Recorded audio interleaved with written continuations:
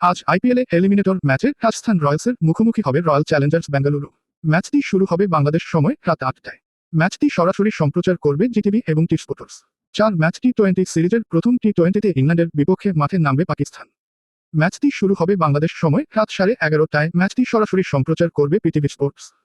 নবাগত দল মার্কিন যুক্তরাষ্ট্রের কাছে 5 উইকেটে হেরে লজ্জায় পড়ল নাজমুল হোসেন শান্তর বাংলাদেশ ক্রিকেট দল। লিটন, শান্ত, সাকিবের ব্যাটিং ব্যর্থতার পর মোস্তাফিজ, শরীফুলের বোলিং ব্যর্থতায় যুক্তরাষ্ট্রের কাছে প্রথম দেখায় হারে বাংলাদেশ। টেস্ট প্লে দেশের এটি তাদের দ্বিতীয় জয়। আগের জয়টি এসেছিল আয়ারল্যান্ডের বিপক্ষে।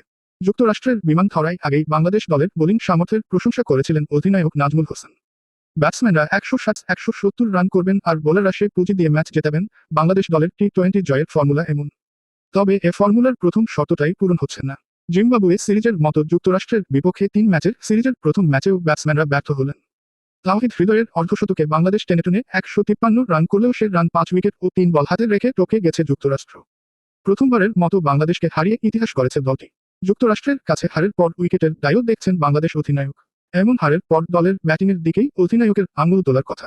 নাজমুলও সেটিই করেছেন। ম্যাচ শেষে পুরস্কার বিতরণীতে তিনি বলেছেন, আমরা ভালো ব্যাটিং করিনি।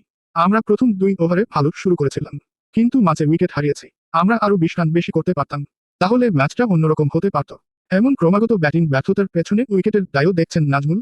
আমি এটাকে ভুলের পুনরাবৃত্তি মনে করি না। আমার মনে হয় আমরা ভালো উইকেটে খেলছি না। জিম্বাবুয়ে সিরিজেও ভালো উইকেটে খেলিনি। তবে এটা মানসিক ব্যাপার। আশা করি ব্যাটসম্যানরা ঘুরে দাঁড়াতে পারবে।